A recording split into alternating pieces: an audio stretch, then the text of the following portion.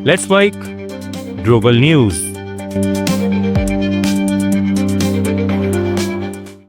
नमस्कार, Let's Mic Global News में आपका स्वागत है। मैं हूं राखी जैन। अमेरिकी राष्ट्रपति डोनाल्ड ट्रंप ने वॉशिंगटन डीसी में हुई फायरिंग को लेकर एक बयान दिया है। उन्होंने बाइडेन प्रशासन के दौरान अमेरिका में आए अफगानिस्तान के लोगों की दोबारा जांच की बात कही है। राष्ट्रपति का बयान ऐसे समय में आया है जब वॉशिंगटन डीसी में 2 नेशनल गार्ड पर फायरिंग की घटना हुई है। लॉ एनफोर्समेंट सूत्रों ने बताया, संदिग्ध हमलावर अफगान नागरिक रहमानुल्लाह लकनवाल है, जो 2021 में अमेरिका आए थे। ट्रंप ने कहा, अब जरूरी है कि अफगानिस्तान से बाइडेन प्रशासन के दौरान देश में आए हर विदेशी की दोबारा जांच हो। उन्होंने आगे कहा, हमें हर उस विदेशी को देश से हटाने के लिए सभी जरूरी कदम उठाने होंगे जो यहाँ रहने का हक नहीं रखता या देश के लिए कोई लाभ नहीं देता। बांग्लादेश की पूर्व प्रधानमंत्री शेख हसीना को भ्रष्टाचार के 3 मामलों में 21 साल की जेल की सजा सुनाई गई है।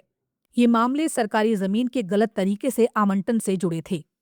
हसीना पर आरोप था कि उन्होंने ढाका के पास पूर्वांचल न्यू टाउन प्रोजेक्ट में अपने और अपने परिवार के लिए जमीन के प्लॉट हासिल किए, जबकि वो इसके लिए पात्र नहीं थी। अदालत ने कहा कि ये साफ तौर पर सत्ता का गलत इस्तेमाल है। हर केस में उन्हें 7-7 साल की जेल हुई है और अदालत ने आदेश दिया कि ये सजाएं लगातार चलेंगी, यानी कुल 21 साल। उन्हें ढाका की इंटरनेशनल क्राइम्स ट्रिब्यूनल ने 17 नवंबर को मानवता के खिलाफ अपराधों के मामले में मौत की सजा सुनाई थी। ट्रिब्यूनल ने शेख हसीना को जुलाई 2024 के छात्र आंदोलन के दौरान हुई हत्याओं का मास्टरमाइंड बताया।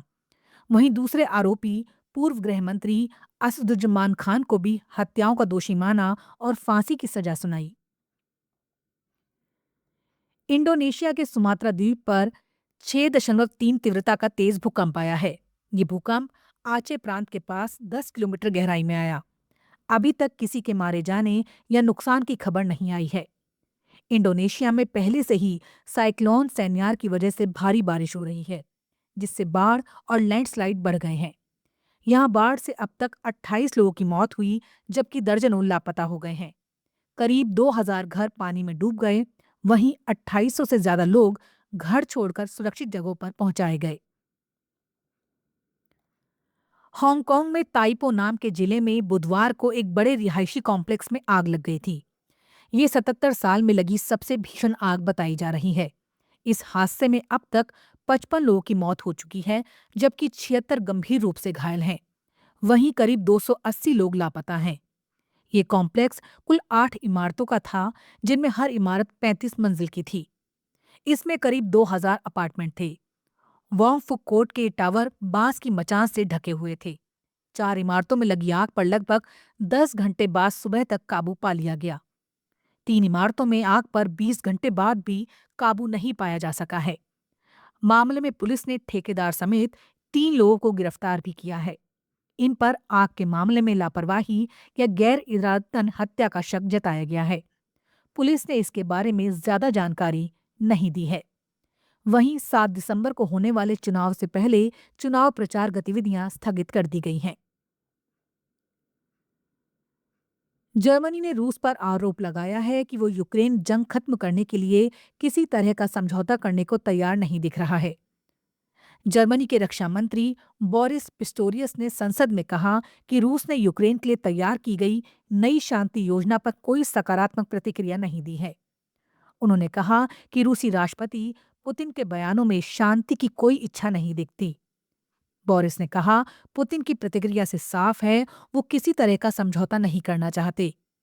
बोरिस ने बताया कि इसी वजह से जर्मनी अपने रक्षा बजट में बढ़ोतरी करेगा, साथ ही यूक्रेन को सैन्य मदद भी बढ़ाएगा। ग्लोबल न्यूज में फिलहाल इतना ही। देखते रहिए, सुनते रहिए लेट्स माइक। नमस्कार। आप सुन रहे थे Let's Mic more than radio. Follow कीजिए हमें हमारे सोशल मीडिया प्लेटफॉर्म्स पर। It's time for news. It's time for more than radio. Presenting the first radio news app, Let's Mic. Let's Mic, a news-based app on your phone where you get to watch and listen news, talk shows, interviews, radio show podcasts.